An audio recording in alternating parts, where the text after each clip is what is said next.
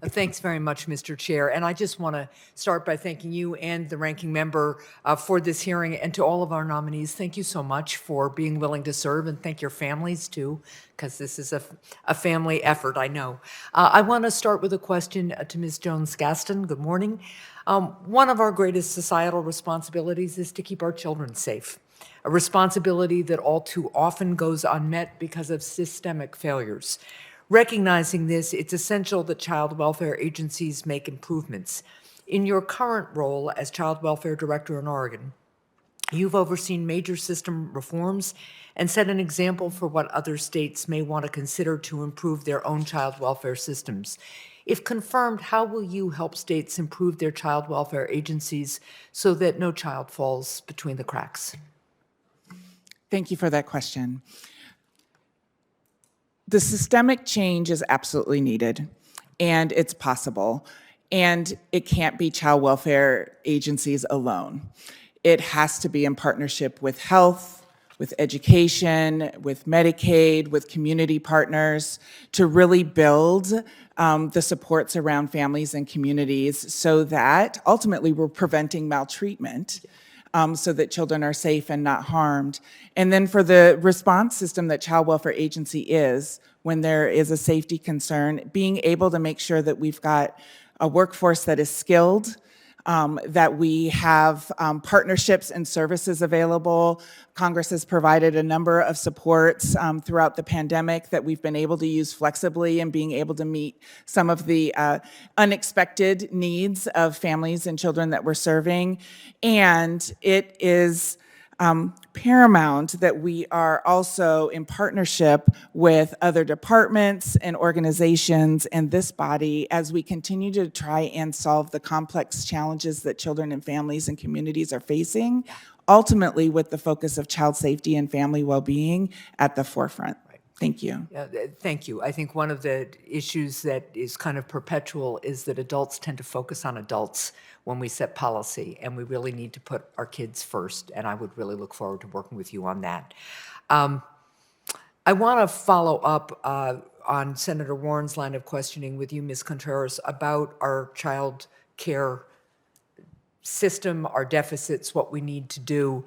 And I just want to drill down on one area because I agree with Senator Warren's analysis. I'm hearing from constituents all over New Hampshire about the difficulty of finding childcare, about the expense when they do, and about the difficulty that certain kinds of work schedules pose too, in terms of aligning a reliable, stable childcare setting with somebody's work obligations.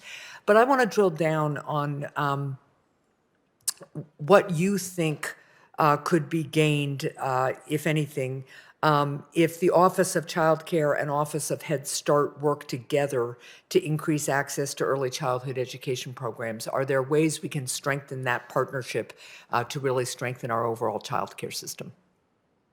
Thank you for that question, Senator. Absolutely. Part of the approach, if confirmed for me, is to make sure that we are trying to break down silos throughout ACF and throughout HHS, but in particular throughout ACF. We have incredible services and programs available to families and to kids on the ground, and we're not always presenting that through gateways where they're aware of all of the supports that are available. When we talk about early ed and childcare, those are systems, or our goal is to build systems, right, to support systems that have diverse providers, that we're communicating with them, not just with the state, but with the providers directly, and trying to really build the supply, as was just mentioned, really trying to build accessibility and support providers in a way that they can support their workforce, those people that are taking care of our kids, and that we can make sure that they can afford the expenses of staying in business so that families have somewhere to go and that they can afford that. Well, thank you. And I want to follow up with one final question on the same issue generally of childcare, but we know the importance of early intervention for the overall development and success of young children with disabilities. Unfortunately, the pandemic has resulted in many infants and toddlers with disabilities not being identified and has delayed getting necessary supports and services to children.